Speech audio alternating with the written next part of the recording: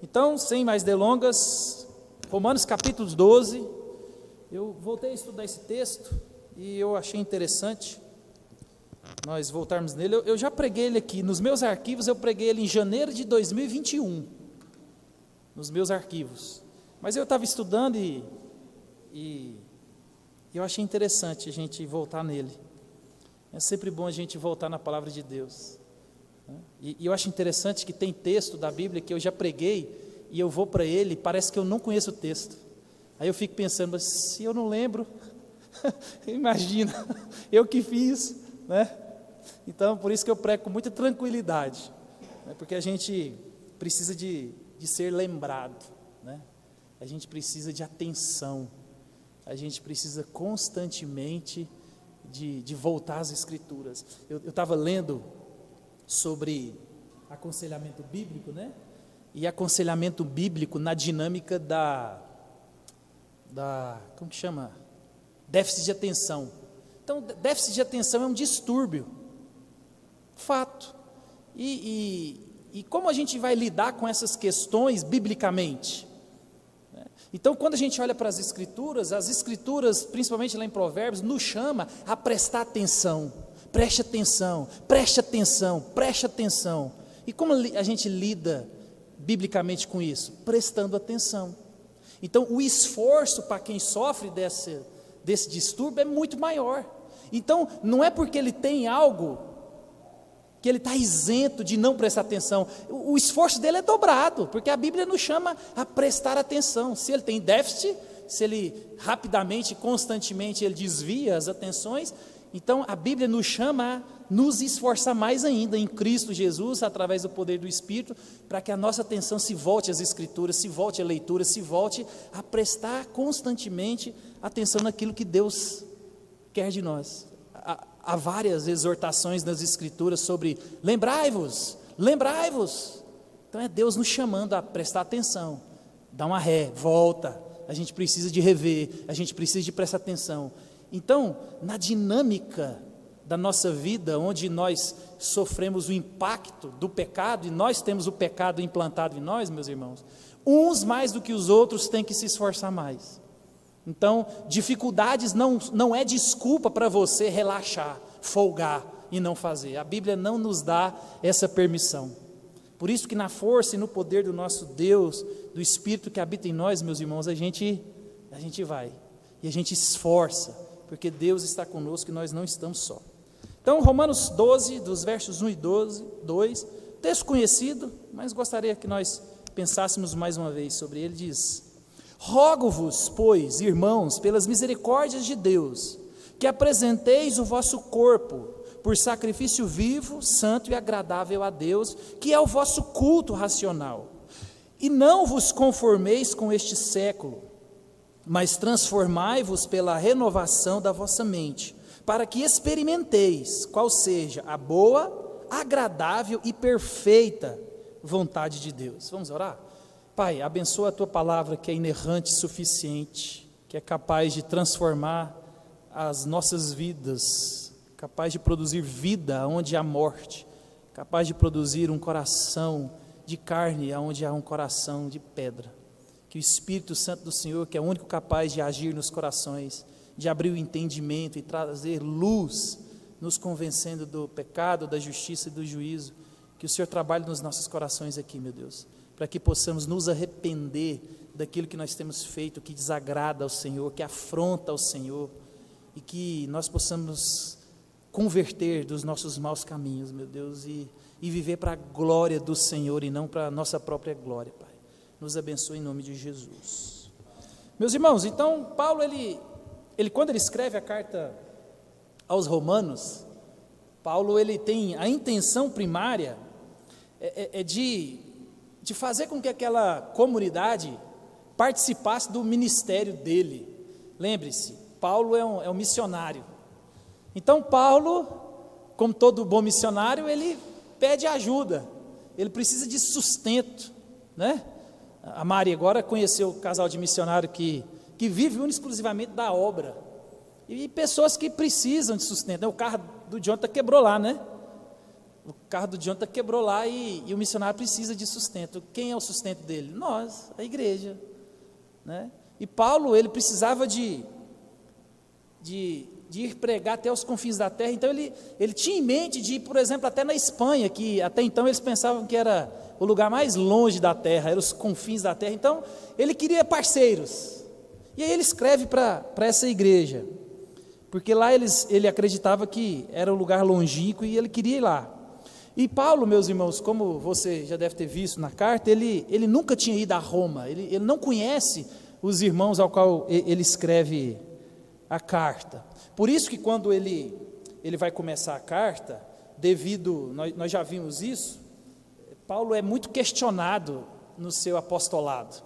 Lembra, Paulo é aquele que perseguia a igreja, Paulo é aquele que punha crente na cadeia.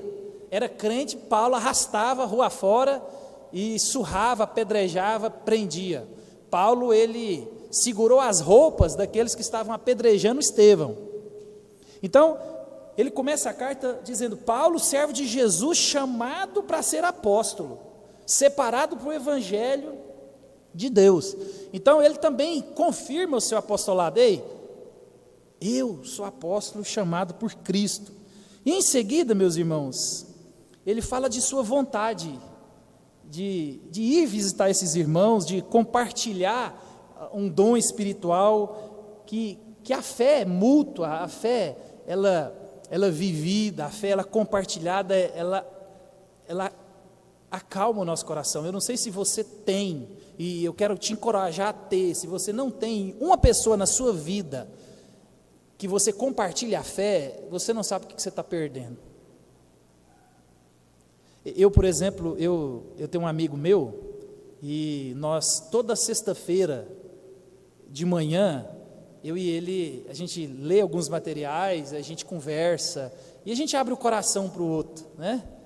E, gente, isso é maravilhoso, de eu ler algo nas escrituras, ele lê, às vezes, alguma coisa, ele manda para mim, e a gente conversa ali, e às vezes a gente fica a manhã inteira fazendo vídeo chamada e conversando sobre a Bíblia, e isso é maravilhoso. Eu ganhei o dia, né? Então eu encorajo você a ter pessoas assim, que conversem com vocês coisas que de fato trazem vida. Se você não tem isso, desenvolva, procure alguém, chame ele para ler um livro. Vamos ler Gênesis junto, vamos ler isso aqui junto, vamos compartilhar depois. Isso é maravilhoso. E Paulo, ele queria estar com esses irmãos e compartilhar com eles aquilo que eles já sabiam, aquilo que eles já estavam vivendo, e aquilo que Deus tinha mostrado para ele. Isso fortalece a igreja, né? E Paulo, meus irmãos, ele declara aqui na carta, né, ele não se envergonhava do Evangelho, porque o Evangelho é o único capaz de salvar. O Evangelho é as boas novas, capaz de transformar. O Evangelho é o poder de Deus. Só o Evangelho, só a palavra transforma, traz vida, traz conversão, traz restauração, traz novo nascimento. Não há nada fora do Evangelho que traga vida em alguém, meus irmãos. Então Paulo, ele não se envergonhava, porque ele sabia do poder de Deus no Evangelho. Transformou a vida dele, transformou um homem rude, um homem bravo, irado, num homem de Deus, que tinha zelo pela igreja, tinha zelo pelo Evangelho. E ele cita, né, a temática do livro de Romanos, que é a justiça de Deus, na frase que ele toma emprestado do profeta Abacuque, que o justo viverá pela fé. E então a carta de Romanos, meus irmãos, ela é riquíssima. Alguns de vocês já sabem, tem um comentarista, um pastor muito piedoso, eu aconselho você a ler tudo que ele escreveu, chama Martin Lloyd-Jones. Ele pregou 28 anos a carta de Romanos na igreja dele. E se você pegar o comentário dele, a carta de Romanos tem 16 capítulos e o comentário dele tem 15 volumes. E 15 volumes, e cada volume em média 600, 700 páginas, tamanha a riqueza do que esse homem encontrou nas páginas só do livro de Romanos. Então, muitos comentaristas vão dizer que o livro de Romanos é um dos maiores tratados teológicos. É lendo Romanos que Martinho Lutero ele encontra a justificação pela fé somente. E aí Cristo liberta ele da culpa e da escravidão do pecado. E ele entende. Então, a palavra de Deus, meus irmãos, ela é libertadora. E aqui no livro de Romanos a gente encontra tudo sobre justificação, santificação, as doutrinas da graça, né? A doutrina da eleição, da perseverança, da providência de Deus. Então, eu te encorajo a aprofundar cada vez mais no livro de Romanos. É maravilhoso você conhecer cada vez mais. E aí chega no verso 12, ou capítulo 12, que a gente poderia dizer que é a segunda parte do livro, ou como se fosse uma dobradiça da porta, porque Paulo até agora até o capítulo 11 ele expõe a porção doutrinária, e agora no capítulo 12 até o 16 ele expõe a parte prática. Tá bom, Paulo, o que eu vou fazer com isso que você me disse? Porque a fé, meus irmãos, como ele vai começar a dizer aqui, ela é uma fé racional. Se você está aqui hoje e não sabe por que você está aqui hoje, se você cantou, você não sabe por que você cantou, o que você cantou, se você não tem entendimento, seu cristianismo está errado. Porque a nossa fé, ela é inteligível. Eu sei porque eu estou aqui, eu sei porque eu estou pregando, eu sei quem me salvou, eu sei de que Cristo me salvou. Então isso tem que ser muito claro na minha mente e na sua. Paulo vai mostrar isso aqui para nós. Então, o capítulo 12 em diante é a parte prática. O que eu vou fazer com tudo aquilo que Paulo já escreveu, né? Então Paulo ele integra o credo e a conduta. Então ele enfatiza tanto as implicações práticas da sua teologia como o fundamento teológico da sua ética. Tudo que ele nos ordena fazer está baseado dentro das doutrinas. E você, meus irmãos, cada dia mais tem que conhecer as doutrinas de Deus. Nós estamos estudando na EBD justamente isso. Qual que é a implicação prática da doutrina na minha vida? Nós entramos hoje na doutrina de Deus. Quem é Deus? Tá, agora eu sei quem que é Deus e o que isso impacta na minha vida. Nós vimos, por exemplo, a doutrina das Escrituras. A Bíblia diz, ela mesma sobre ela, que ela é palavra de Deus, ela é inerrante, ela é suficiente. Tudo que você precisa para ter uma vida que agrada a Deus, para ser salvo, está aqui na Bíblia. Ela fala do Deus que é misericordioso, do Deus longânimo, do Deus poderoso. E essas doutrinas são fundamentais para que eu e você caminhemos de maneira saudável a fé cristã. Só que quando você passa por turbulências na vida, você desespera. Você passa a semana inteira sem ler um versículo, sem abrir a sua Bíblia. Então, é isso que nós estamos aprendendo aqui de manhã, é pegar essas doutrinas de eu acredito que a Bíblia é a palavra de Deus, mas por que eu não amo a palavra de Deus, não leio a palavra de Deus e não conheço a palavra de Deus? Então nós temos que integrar, meus irmãos, a fé e a prática. Fé intelectual não salva ninguém, né? Então, Paulo ele nos disse que nós estávamos mortos, né, no capítulo 6, nos nossos delitos e pecados, mas agora por causa de Cristo, nós não estamos mortos mais para Deus, nós recebemos algo novo, um novo nascimento. Nós estamos mortos para quem? Para o pecado, para os desejos e para as nossas concupiscências. Então Paulo ele vai mostrar isso para nós durante o restante da carta. E aí é necessário um viver santo, uma vida coerente com o Evangelho. A gente vai repetir isso aqui muitas e muitas vezes até a volta de Jesus. O que você crê é o que você vive. Por isso que olha para a vida prática e você vai ver o que tem no seu coração, e não ao contrário. O que você faz, o que você fala, o que você pensa é o que está no seu coração. Por isso que nós devemos guardar o coração, e a gente vai falar mais disso adiante. Então nós devemos, meus irmãos, alinhar o que eu acredito com o que eu vivo. Eu acredito em Cristo Jesus que morreu por mim. E como que você vive? às vezes como se ele não existisse. Olha a incoerência, olha a hipocrisia. E o nosso coração nos engana, nos mantendo religiosos, nos mantendo às vezes na igreja, dando dízimo, no hall de membros, e isso traz um conforto para o nosso coração, achando que a gente é crente. E aí o dia você vai escutar, talvez, apartai-vos, eu não vos conheço. Por quê? Porque a conduta prática não estava alinhado com o que você dizia acreditar. Então a fé, meus irmãos, ela é bem prática.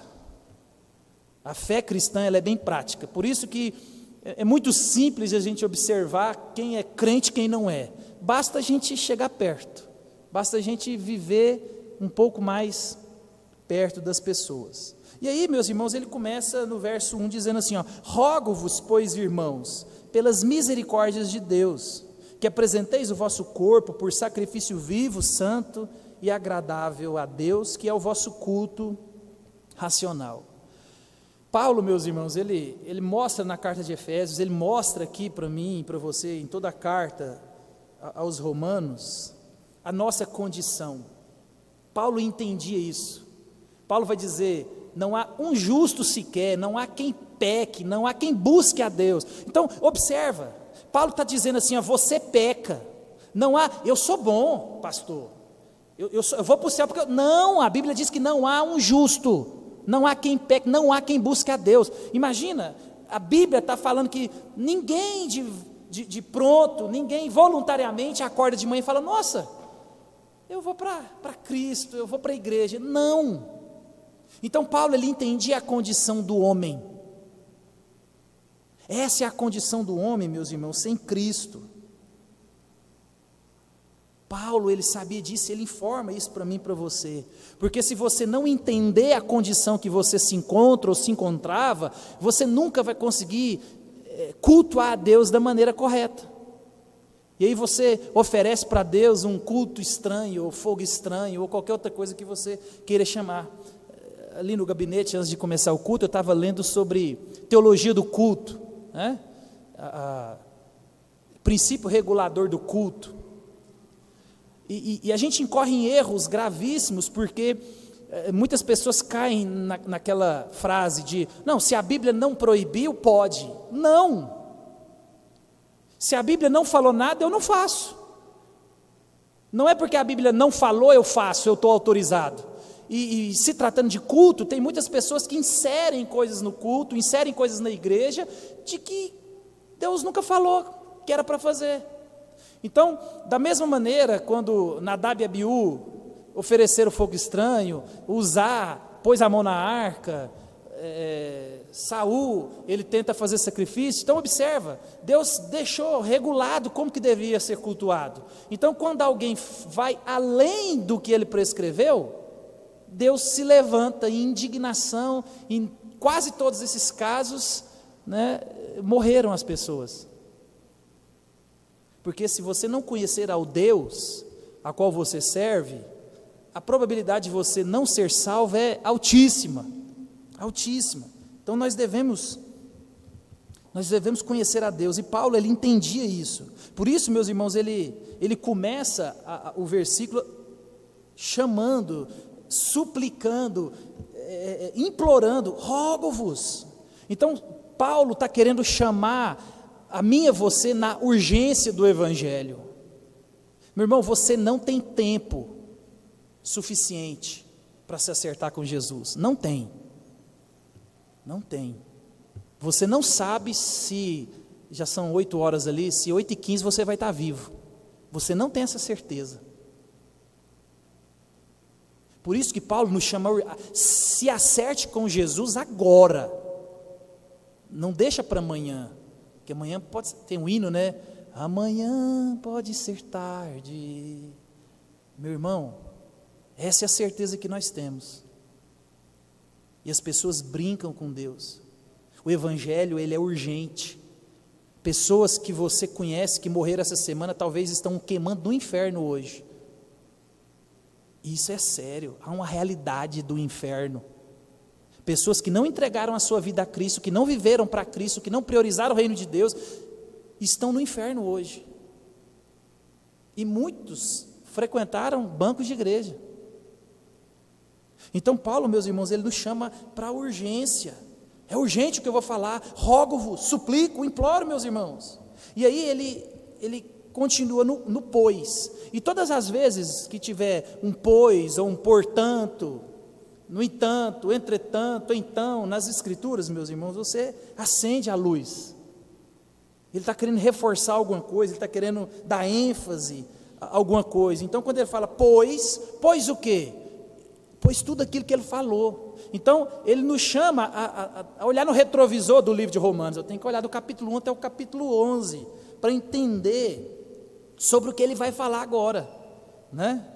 E quando a gente olha, por exemplo, para o capítulo 1 do verso 17, Paulo revela o tema do livro, que é a justiça de Deus, a vida de Deus, como que Deus espera que eu e você vivamos a partir dessa notícia que chega até a mim e a você. Então, quando a gente olha para o livro de Romanos, ele é separado em 3 principais divisões, né? Os 8 primeiros capítulos, ele lida com a justiça que Deus revelou, mas que nós devemos receber. Lembre-se, você é salvo por causa da justiça de alguém, e esse alguém é Cristo. Por isso que você olha para Cristo em fé, e a justiça dele vem para você, porque o seu pecado, a sua culpa, você entregou para ele. Então ele vem falando sobre isso, da justiça de Deus, que você tem que se apropriar dela. Nos capítulos 9 a 11, ele vai falar sobre eleição, ele fala exclusivamente também do povo de Israel, e ele enfatiza, esse povo que era o meu povo me rejeitou. Eu vim para os meus e os meus não me quiseram, me rejeitaram. E do capítulo 12 para frente, ele vai falar dessas implicações práticas. O que é essa justiça de Deus sendo vivida na vida do povo dele agora? Então tem algo que eu e você devemos fazer, devemos entender, para que nós possamos compreender a vontade de Deus. E aí ele vai dizer assim, rogo-vos, pois, pelas misericórdias de Deus. E misericórdias aqui, meus irmãos, é toda a graça, toda a revelação, toda a doutrina que ele já falou nos 11 primeiros capítulos. Então, rogo-vos pelas misericórdias, tudo aquilo que eu falei, rogo-vos por aquilo, entenda aquilo, viva aquilo. Enquanto, meus irmãos, nós não entendemos que a nossa condição antes de Cristo era de morte, lembra? Lá em Efésios, Paulo vai dizer que eu e você estávamos mortos nos nossos delitos e pecados.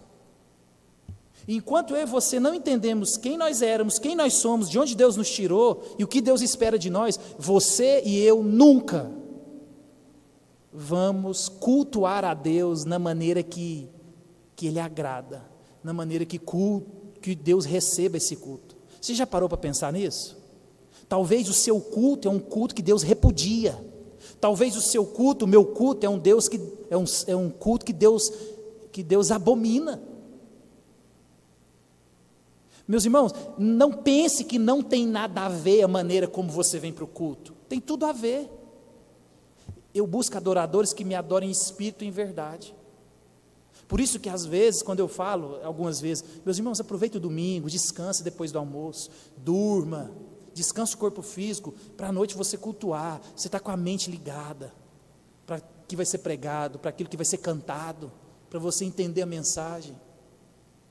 Mas não, às vezes as pessoas chegam no culto em cima do horário, porque passou o dia todo passeando e no lazer. Não que isso seja pecado em si, mas isso pode complicar a sua vida, porque imagina, você deixou de separar um dia exclusivo para cultuar.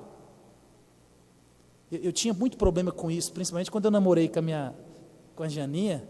Meu sogro, imagina, morava numa cidade turística, Caldas Novas. Então lá domingo era dia de piscina, e meu sogro não deixava a gente ir para o clube dia de domingo. Aí depois que eu cresci, amadureci, eu falei, rapaz, meu sogro está certo. Porque, meus irmãos, há 7 dias da semana, para você trabalhar, para você fazer tudo que você tem que fazer. E aí eu e você negligencia Um dia onde eu e você podemos praticar boas obras, pensar biblicamente, viver o Evangelho, ajudar o próximo, trabalhar no reino, evangelizar e fazer tantas e tantas coisas. Então, observa como a gente diz que é crente, diz que ama a Deus, mas na prática, nada sobra para Ele. Nada sobra para Ele. Deus te dá 24 horas por dia, não sei quantas horas por semana, que eu não fiz o cálculo. Quantas vezes você parou para oferecer seu tempo para Ele? Então, observa, meus irmãos, que na nossa vida prática, a gente vai percebendo, é isso que a Bíblia quer mostrar para mim e para você, vai percebendo que a gente, opa, rapaz, eu não sou esse crente que eu achei que eu era, não. Porque quando você olha para as Escrituras, você percebe que tem algo errado, e não é com ela, é com a gente, né? Faz uma conta. Eu já disse isso, né? Se você quer saber onde é que está seu coração, pega a linha do tempo que você gasta com a sua vida, a linha do dinheiro que você gasta com você, e você vai descobrir onde é que está seu coração. Faz uma conta na sua casa, só você e Deus, não precisa de falar para ninguém. Pega o ano de 2023, por exemplo. Tudo que você ganhou, recebeu, que entrou na sua conta, 2023, põe no papel, total, recebi X. Aí, tudo que você gastou com você, com a sua família, com lazer, com tudo, se você conseguir discriminar, coloca lá. Aí, se você é um cara organizado, coloca lá assim, o que eu ofertei, o que eu dizimei. E aí você vai perceber nitidamente aonde está seu coração. Porque não tem problema nenhum você gastar 1 milhão com você, não tem. Não tem, Deus que deu. Mas o problema é quando eu gasto quase tudo comigo e só a migalha para o Senhor. E a obra de Deus, ela não vai parar por causa disso, fica tranquilo. Mas vai mostrar para você aonde está o seu coração. Então, meus irmãos, é isso que Paulo está querendo mostrar para mim e para você. Você entende quem você era sem Cristo? Você consegue compreender a sua situação sem Jesus? Você é um morto espiritual, por isso que ele vai dizer, não há quem entenda, não há quem busque, não há quem não peque, não tem, por quê? Porque você estava morto espiritual, se Jesus não te ressuscitar, você não sofreu novo nascimento, você nunca vai querer adorar, glorificar e priorizar o reino. Por isso, meus irmãos, que é nítido, a minha vida e a sua, é a vida vivida, são a tela da nossa vida para a gente observar onde está o nosso coração. Um pouco de cuidado, eu e você descobrimos constantemente que o nosso coração está o oposto daquilo que Deus espera de nós. Então, Paulo aqui, com as misericórdias, ele tá resumindo os 11 primeiros capítulos, é como se Paulo estivesse dizendo assim, ó, com base em tudo isso que Deus fez por você, eu quero que você faça alguma coisa. O que você vai fazer com a salvação, com a libertação da culpa? Você agora não é mais escravo do pecado. Cristo te libertou da culpa do pecado, da escravidão do pecado, né? Você agora é um salvo. A morte agora, ela é nossa amiga, porque a morte, o máximo que ela pode fazer é nos levar para Jesus. Eu e você não tememos mais a morte, pelo menos não deveríamos temer. Por quê? Porque Jesus nos encontrou, meus irmãos. E você tem consciência do sacrifício que Cristo fez por você? Você entendeu isso? Eu mesmo, quando eu fui batizado numa igreja do Oba-Oba. Eu bati o carro num sábado e tinha batismo na igreja no domingo. E na minha igreja, a gente era dessa igreja. E eu fiquei comovido com aquele negócio, eu quase morri, o carro arrebentou, foi a graça de Deus mesmo. E aí eu cheguei, pastor, você me batiza? Eu e o meu companheiro da batida. Hoje eu tenho consciência, meus irmãos, eu fui batizado pela emoção, por medo de morrer para o inferno. Eu não entendia o que era aquilo.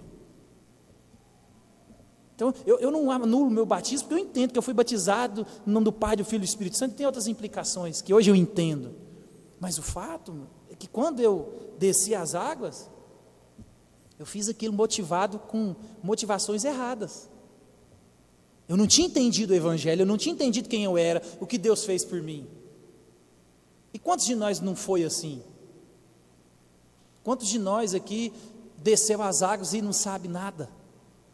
Por isso que você tem que prestar atenção no evangelho que você crê, porque se você não entender o evangelho, a chance de você não ser um convertido é muito grande, porque você tem que entender o processo, o que você é, quem Deus é, a sua condição e o que Deus fez. E você tem essa consciência do sacrifício? Você tem consciência que é somente pela graça de Deus que eu e você somos salvos? E Paulo lá em Efésios deixa claro, isso não vem de vós, é dom de Deus, tanto a fé quanto a salvação é Deus quem dá, é num pacote só. E não, eu tenho muita fé, porque eu sou fervoroso. Não, fé, não é isso que às vezes muita gente pensa. Tem gente que acha que fé é pensamento positivo, é vontade de que algo dê certo. Não, eu tenho fé, pensar positivo que vai acontecer. Tem até uma teoria tem até um livro, né, O Segredo, né, você lança para o universo, isso é uma furada, viu? Se você crê nisso, cai para o terreno de Jesus, isso aí é de uma idiotice.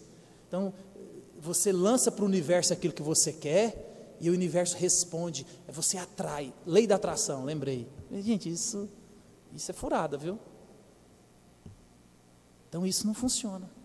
Tem gente que não entendeu que a fé é uma pessoa, é Cristo Jesus, é no que Ele fez, na obra dEle, no Deus que Ele é. Então quando você fala, eu tenho fé, você tem fé em quê? Não é fé na fé, isso é pensamento positivo e nada é a mesma coisa. Fé em Cristo, eu sou crente, eu sirvo a Deus, que Deus que você serve? Porque esse Deus tem nome, tem endereço, tem identidade, não é qualquer Deus. Então você tem que entender isso, meus irmãos. Por isso que Paulo lá em Romanos 6,6, ele vai dizer assim, ó, que nós fomos sepultados com Ele na morte pelo batismo, para que com Cristo nós fôssemos ressuscitados, para que nós andássemos em novidade de vida. Então observe, quando você entende quem era você, entende o que Cristo fez, entende o processo de batismo, por exemplo, que você agora morreu para a velha vida, essas coisas eu não pratico mais, o processo agora é de despir do velho homem, e renovar em Cristo Jesus, aquele que minta não mente, aquele que rouba não rouba, aquele que irava com ira pecaminosa não ira mais, é isso que Deus espera de nós. O fruto do Espírito agora precisa ser desenvolvido, já que ele está habitando em mim, que o Espírito de Deus habita em nós. Então ele prossegue, e eu e você precisamos entender que Deus espera de mim, de você, uma entrega completa. Ou Deus te tem por inteiro, ou Deus não te tem nada. Lembre-se disso. Não está lá na minha certidão de nascimento, filiação, metade do Vilmar e metade da Eliana. Não, eu sou filho do meu pai 100%. Então não tem como você ser espiritualmente filho de Deus pela metade. Não existe isso. Ou você se entregou para Cristo, converteu a Cristo e vive para Cristo, e Ele é Senhor da sua vida, ou você precisa de rever o evangelho ao qual você diz crer. Então isso tem que ficar claro. Pedro 1,15, na primeira carta, ele vai dizer assim, ó, sede santos porque eu sou santo. Então, o padrão de vida não é o que eu acho, não é o que você acha. E eu quero desenvolver, meus irmãos, na sua vida. Você pode pedir para mim, eu tenho livro ali que se eu espalhar nessa Luca do Rio Verde, ali, principalmente e-book, que a gente se reunir, todo mundo, para fazer uma leitura maciça. Se a gente tivesse 2000 anos de idade, a gente não conseguiria ler. E eu posso afirmar para você, todo assunto que você tiver dúvida, alguém foi usado por Deus para escrever sobre aquilo, numa cosmovisão cristã. Tudo que você pensar, tem. Eu sou empresário, tem. Eu sou não sei o que, tem. Educação de filhos, tem. Casamento, é o que mais tem, né? Casamento, educação de filhos, você não dá conta de ler o que tem. Tudo tem. Tem um livro que chama Redimindo a Matemática. Olha, redimindo a filosofia. Meu irmão, tem tudo que você pensar para escrever. Todas as suas dificuldades que você encontra na sua vida, tem alguém usado por Deus que escreveu algo de Deus, para que eu e você pudéssemos olhar para as Escrituras, olhar para a vida e agradar a Deus. A gente tem interesse? Tem interesse de saber? Mas eu aposto que aqui no nosso auditório, que é pequeno, deve ter muita gente que é craque no joguinho do tigre. Né? E tem outro joguinho aí. Qual que é o nome do outro joguinho? Free Fire. E tem outros aí, tem gente que é viciado e sabe tudo do joguinho. Então observa, meus irmãos, olha para a nossa vida, é muito simples eu e você olhar para a vida e descobrir quem nós amamos. É muito simples. Então, Paulo, ele vai dizer para nós: rogo-vos, pois, pelas misericórdias de Deus, que apresenteis o vosso corpo. Olha só, que apresenteis o vosso corpo. Paulo, ele chama a atenção para todas as áreas da minha vida e da sua. Paulo aqui, ele nos chama a uma entrega total, não parcial. E ele vai dizer assim, apresente. E é interessante que esse apresentar aqui significa que você não pode pegar de volta, ou tomar de volta aquilo que você entregou. Essa palavra, na Bíblia, ela é usada, por exemplo, lá em Lucas 2:22, quando José e Maria levam Jesus no templo para apresentar Jesus. E a ideia é que José e Maria apresentam Jesus dando a Deus o Filho. E eles não podem mais voltar atrás com aquilo. Paulo usa essa mesma palavra no capítulo 6, do verso 13, ele diz assim, nem ofereceis cada um os membros do seu corpo ao pecado como instrumentos de iniquidade, mas oferecei-vos a Deus como ressurretos dentre os mortos, e os vossos membros de Deus como instrumentos de justiça. Então Paulo, ele está dando uma opção para você: ou você oferece, ou você apresenta o seu corpo como instrumento de justiça, para a glória de Deus, para fazer a vontade de Deus, ou você apresenta o seu corpo como instrumento do pecado. E observa, consegue captar a urgência da mensagem do rogo-vos? Meus irmãos, acordem, é urgente a mensagem. Nós devemos apresentar o nosso corpo completo ao Senhor e não como instrumento para o pecado, como sacrifício vivo, santo e agradável a Deus. Por quê? Porque antes a oferta no Antigo Testamento era um animal morto, mas Jesus, ele foi oferecido, Jesus morreu, não precisa mais de sangue derramado, o sangue de Cristo é suficiente, em Cristo acabou os sacrifícios. Então, agora na nova aliança, nós apresentamos o quê? Nós mesmos. Esse corpo aqui, essa matéria que é a ferramenta que Deus nos dá para viver a vida. Então nós somos chamados, meus irmãos, a ofertar e a oferecer o nosso corpo a Deus, como um sacrifício vivo, santo e agradável. É uma vida sacrificial, meus irmãos, é uma vida de entrega total. Por isso que, observe, o falso evangelho te distancia do verdadeiro evangelho. Jesus, ele vai dizer assim, quem quer me seguir, vir após mim, ser meu discípulo, negue-se a si mesmo, negue-se aos seus desejos, aos seus sonhos, às suas vontades, e viva para mim. Eu sou prioridade, eu sou o Senhor da sua vida, eu que tenho que estar sentado no trono do seu coração. Porque na matemática do reino, se você quer ter vida eterna, tem que perder sua vida terrena.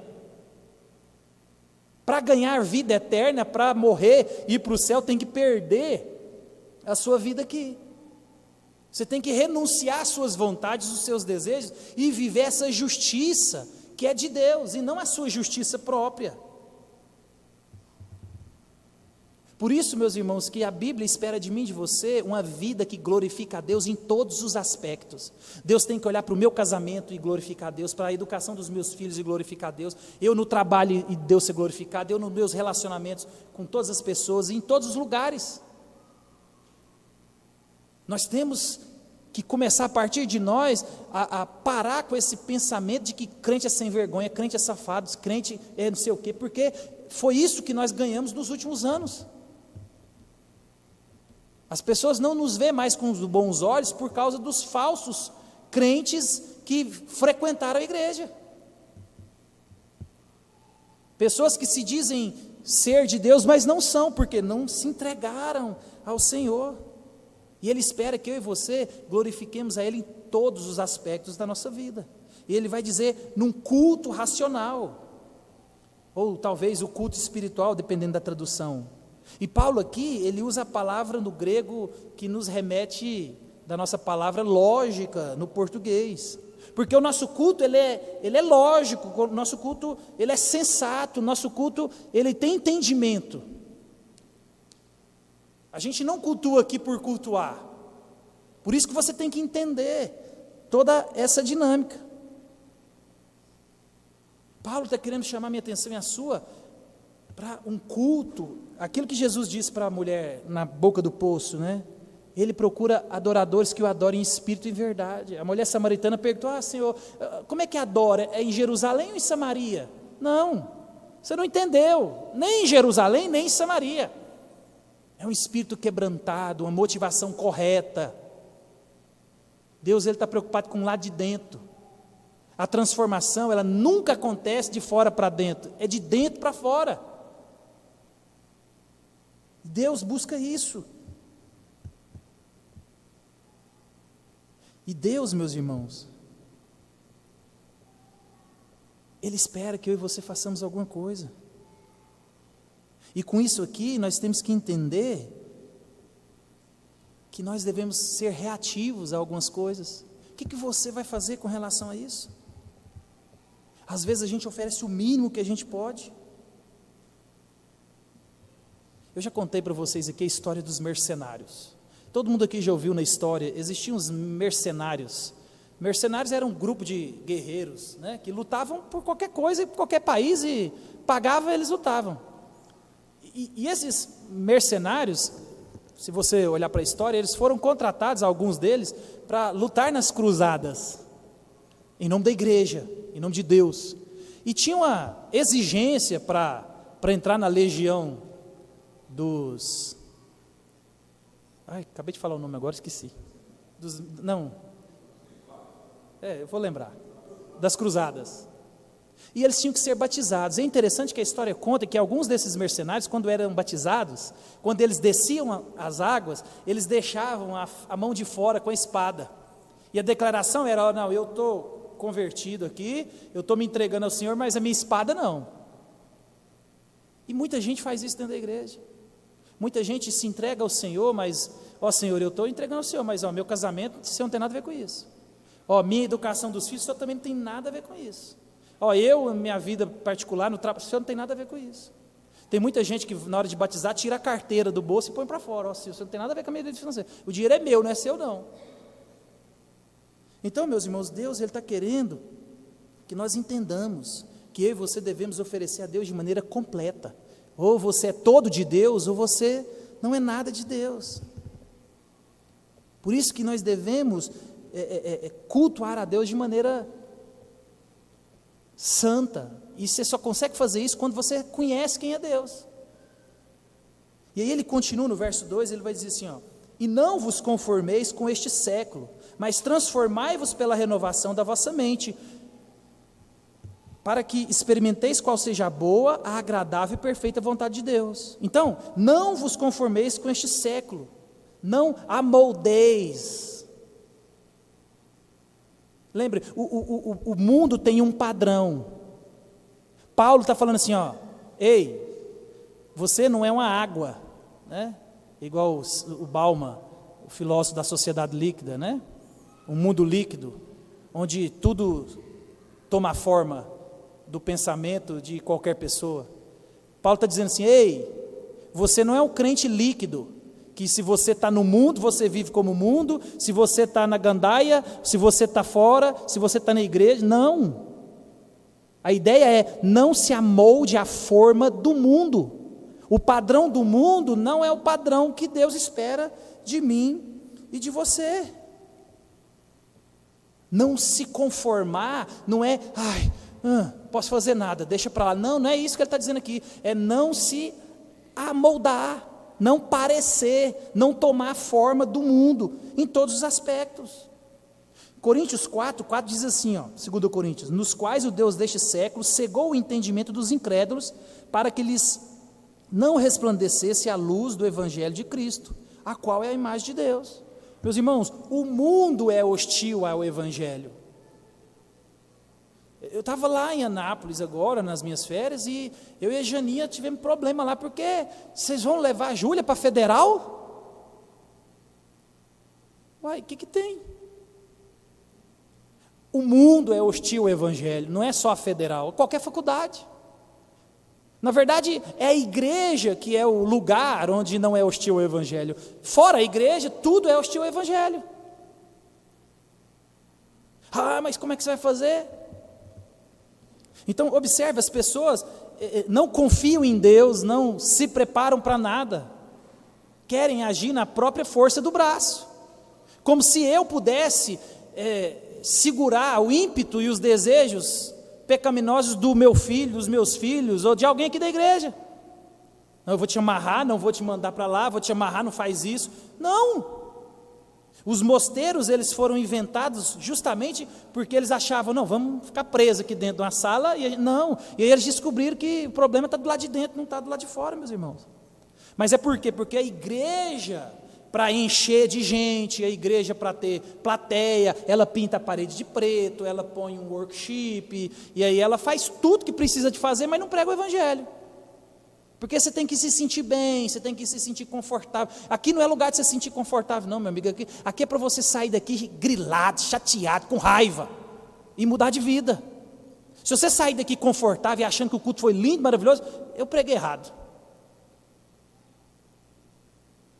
Você tem que sair daqui achando que você vai para o inferno agora. Jonathan Edwards, ele conta num sermão dele, isso é fato histórico, está registrado. As pessoas, quando ele pregou um sermão que tem título Pecadores na mão de um Deus irado, eles relatam na história que as pessoas se agarravam nos pilares da igreja, que a impressão que eles tinham é de que o chão ia abrir e o inferno ia tragar eles. Porque o Evangelho das Boas Novas, meus irmãos, não é para massagear seu ego, é para falar quem você é e de quem você precisa. E Paulo está querendo mostrar isso para mim e para você, não conforme com o mundo. Porque lá fora, não. Você estatisticamente, isso é estatística, os casamentos de dentro da igreja e os casamentos de fora da igreja têm o mesmo padrão e número de divórcio. Os crentes hoje se divorciam igual os ímpios. Por quê? Porque o padrão de casamento não é mais o da justiça de Deus, é da justiça minha. Não estou feliz, troco. Não estou satisfeito, ronca, cozinha mal. Então, observa, isso aqui é a vida prática vivida, e Paulo está falando, não é assim, o padrão é as Escrituras, o padrão é Deus, o padrão é Ele. E nós devemos nos conformar. O mundo, meus irmãos, nunca vai se conformar ao padrão da Bíblia, nunca, nunca. Esqueça isso. Se você chegar em algum lugar hostil ao Evangelho e ouvir alguma coisa, fique com a orelha em pé. Vem coisa aí, por trás. Porque o mundo é assim. O mundo odeia a Deus. E nós somos diferentes. Paulo está chamando a mim e a você a andar na contramão do mundo. E que você perca amigos, que você perca emprego, que você perca tudo que você tiver que perder, por causa de Cristo. Porque se você não quer perder uma amizade, não quer perder um relacionamento, não quer perder algo, porque você quer viver como o mundo faz, isso prova que o seu amor não é por Cristo. Porque meu emprego é mais importante que minha salvação. Meu emprego é mais importante do que aquilo que Jesus fez para mim. Então, observa como é simples eu e você cair num alto engano de que a gente é crente. E às vezes a gente não é nada. A gente se enganou a vida inteira que a gente é bom. Não. Paulo está falando, ei, não. Mais à frente, no capítulo 13, verso 12, Paulo vai dizer assim, vai alta noite. e vem chegado o dia. Deixemos, pois, as obras das trevas e revistamo-nos das armas da luz. E Paulo continua: não vos conformeis com este século, mas transformai-vos pela renovação da vossa mente. A palavra usada no grego aqui é a nossa palavra, né, que chegou até nós, metamorfose. É uma mudança de dentro para fora. É uma mudança que ocorre no coração. Observe, metamorfose é uma mudança completa, radical. Lembrou da borboleta? É isso. Ela entra no casulo uma lagarta e sai uma borboleta. Você entra aqui um filho do diabo, um adúltero, um mentiroso, um ladrão, um iracundo. E você sai daqui alguém que carrega a imagem do Salvador. Alguém que exala o bom perfume de Cristo. Alguém que vive o fruto do Espírito. Você entra alguém amargurado e sai alguém amoroso. Você entra um impaciente e sai um longânimo. Isso é transformação, meus irmãos. Lembre-se, conversão é um atropelamento. Imagina um ser humano ser atropelado por uma carreta bitrem carregada a 150 km por hora. O que acontece com essa pessoa? Sobra nada. Isso é a conversão. Não pode sobrar nada da velha vida. À medida que nós vamos conhecendo a Cristo, por isso que ele vai dizer assim: vai alta noite, deixemo-nos. Agora o processo é o quê? Limpeza. Opa, eu faço isso, agora não faço mais. Opa, eu sou assim, agora não sou mais. E aí você vai trabalhar na direção correta.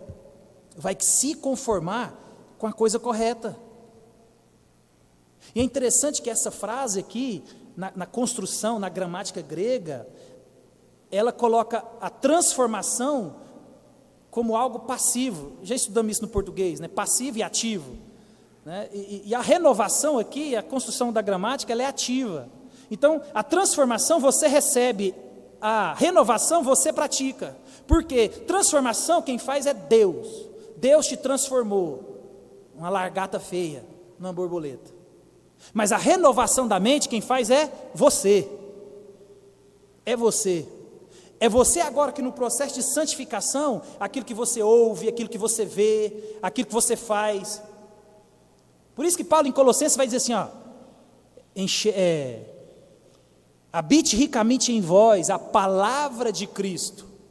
Então, por isso, meus irmãos, que quando você é crente, alguns hábitos você tem que largar. Por quê? Porque talvez não é nem pecaminoso, mas são hábitos que ele chama o pecado. Vou dar um exemplo simples, coisa que não é pecaminoso, mas chama o pecado. Ouvir música. Ouvir música não é pecaminoso. Existem dois tipos de música: música que glorifica a Deus e música que glorifica ao Satanás. Ponto. Esse é o padrão. Música que glorifica a Deus e música que não glorifica a Deus. Então esse é o padrão de música para a gente ouvir. Só que aí você está ouvindo aquelas músicas da sofrência. Ela me largou, vou meter o chifre no asfalto, vou sair, quero beber, quero suicidar, quero morrer, vou largar, vou bater. E aquilo vai gerando em você o quê? A vontade de comer uma carne, chamar alguém para conversar. E às vezes alguém que toma uma cerveja, e alguém que toma mais do que deve, fala o que não precisa, com quem você não devia estar. Então observa, são coisas que não são pecaminosas em si, mas que te arrasta para o pecado. Por isso que ou você se aparta, ou você está no bolo. E aí você fica com aquele discurso: não, mas beber não é pecado, ouvir música não é pecado. Não, não é, mas para você às vezes é. Ter celular não é pecado, mas tem gente que não pode ter celular, sabia? Não pode. Porque você tem ali o mundo inteiro na sua mão. Então tem gente que é pecado ter celular. Tem gente que é pecado ter um carro, e quando ele entra no trânsito ele vira o Satanás. Xinga todo mundo, né? Fecha os outros. Então aquela pessoa é pecado ele ter carro. Porque o carro é um instrumento de pecado para ele. E é pecado ter carro? Não é. Então observa, isso, meus irmãos, é se conformar com o padrão de Deus. Por isso que Deus falou assim, ó, Jesus no Sermão do Monte: se você tem um olho que te faz pecar, arranca. Isso é radicalismo? Não, isso é viver para a glória de Deus. Se tem companhias que me levam para o pecado, eu não participo desses lugares mais.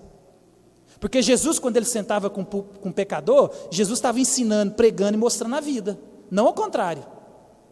Então, observou a dinâmica? Você não é um Superman, tá? Não é.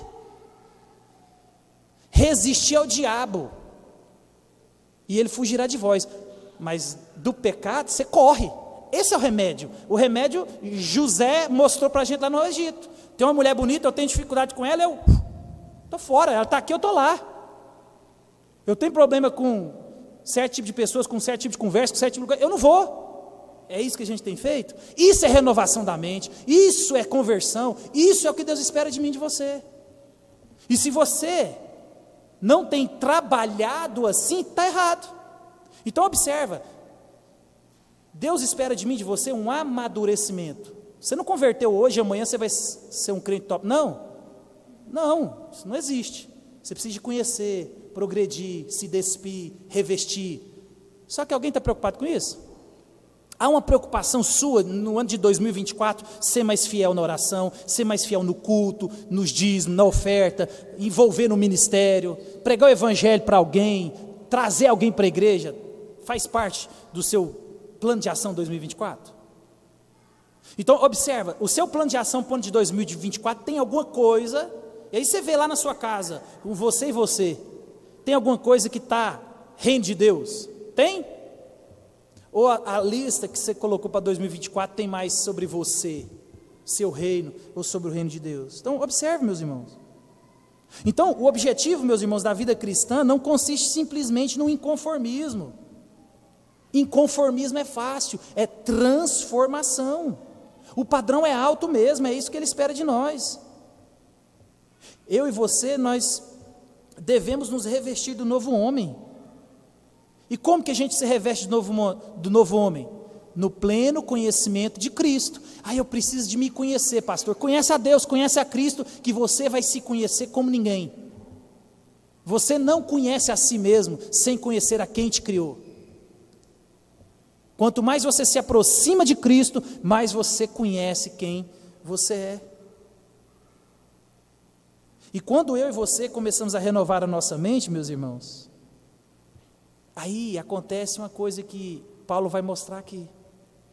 Nós experimentamos 3 coisas que ele coloca aqui, quando a nossa mente começa a ser renovada. Quando você enche o seu coração da Bíblia, quando você enche o seu coração das coisas espirituais, quando você enche o seu coração de coisas que geram vida em você e transformam você.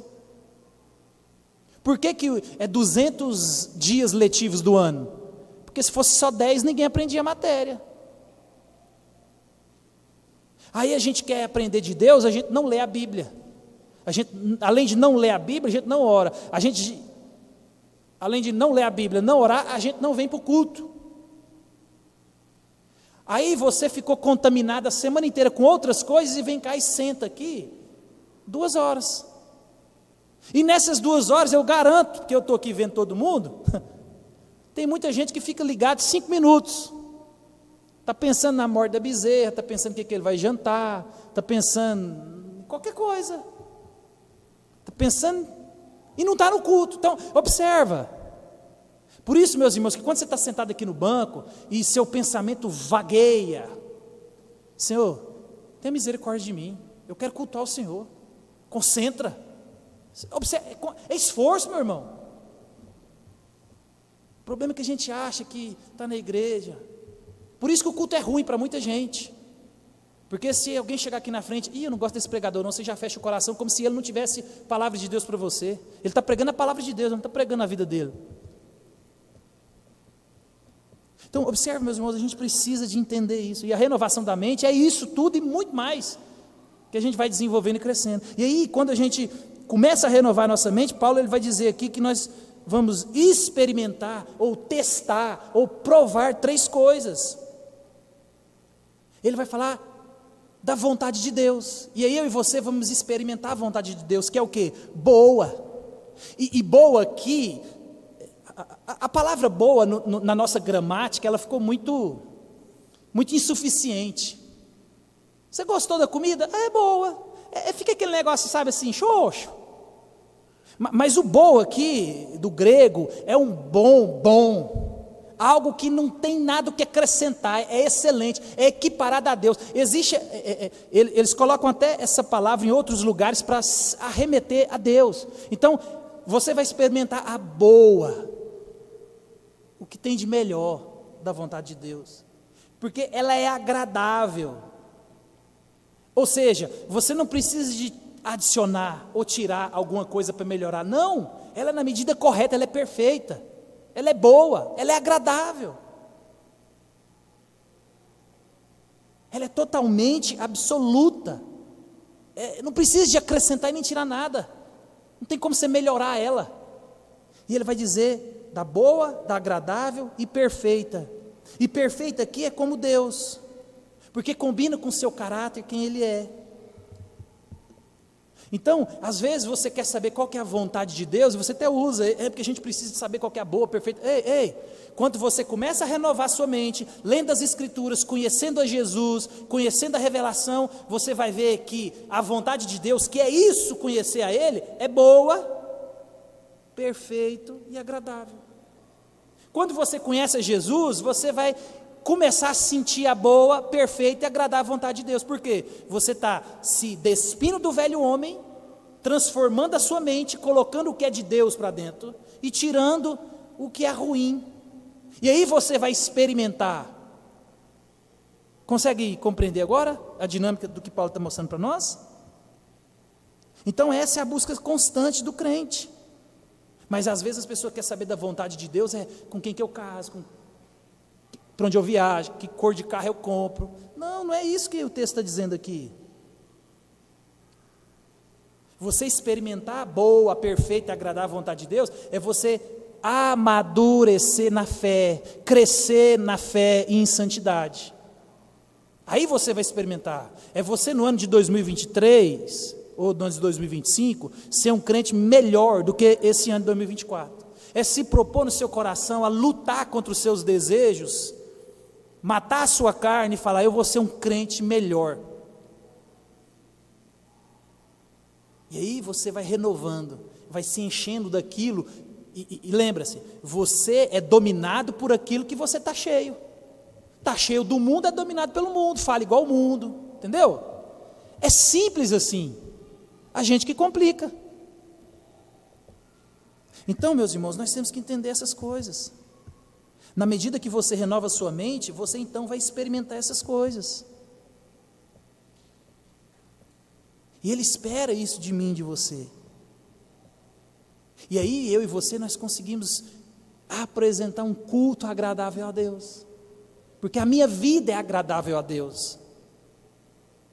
Eu vou te fazer uma pergunta, e se você responder qualquer coisa diferente do que, a mesma coisa do que eu fiz hoje, tem alguma coisa errada. Por exemplo, a pergunta, se você soubesse que você ia morrer hoje, ou não, você ia morrer amanhã, ou Jesus fosse voltar amanhã, o que você faria hoje?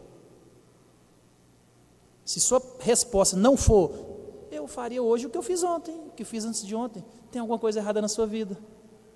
Porque Deus nos chama a viver para a glória dEle. Se você viveu ontem para a glória dEle, você pode viver hoje para a glória dEle, e amanhã pertence a Deus. Agora, se você está todo enrolado com Deus e com as pessoas, aí você não tem mais tempo, a casa caiu para você. Essas 24 horas que você tem, não dá para você consertar. Então, observa, como se a gente parar, pensar na nossa vida, sem intromissões, a gente consegue perceber quão dependentes e necessitados eu e você nós estamos da graça, da misericórdia, da bondade de Deus. E aí você consegue entender assim, porque o Senhor não muda, é porque eu não mato vocês, é o que Ele falou para Malaquias. Eu não mato vocês, Israel, povo de Deus, igreja, é porque eu sou longânimo, misericordioso, bondoso, amoroso, sou imutável, porque senão, se eu fosse como vocês estavam tudo morto. Então, meus irmãos, eu e você precisamos de renovar a nossa mente em Cristo. Cristo é a vida. Pedro, ele, na sua segunda carta, verso 5 do capítulo 1, ele diz assim, por isso mesmo, vós, reunindo toda a diligência, associai com a vossa fé a virtude, com a virtude o conhecimento, com o conhecimento o domínio próprio, com o domínio próprio a perseverança, com a perseverança a piedade. É isso que Deus espera de nós, meus irmãos, que eu e você amadureçamos, cresçamos em Cristo Jesus no conhecimento dEle. Não pense que eu e você iremos chegar diante de Deus e vai falar, não Senhor, é porque... Não, nós estamos falando aqui da coisa mais importante que você tem que resolver hoje, aonde você vai passar a eternidade. Se você morrer daqui 10 minutos, você vai para onde? Isso é a coisa mais urgente que você tem que resolver, o resto é secundário. O resto, se você não resolver isso com Deus, você está em maus lençóis, meus irmãos. E Cristo Jesus, Ele morreu por mim e por você. Cristo foi o sacrifício por mim e por você. Ele morreu a minha morte, a sua morte, para que eu e você pudéssemos ter vida, ter esperança, conhecendo Ele, cada dia mais na nossa vida, para que a nossa vida seja uma evidência clara de quem nós somos, de quem nós servimos. Que Deus esteja falando aos nossos corações, meus irmãos. Vamos ficar de pé, chamar o grupo de louvor.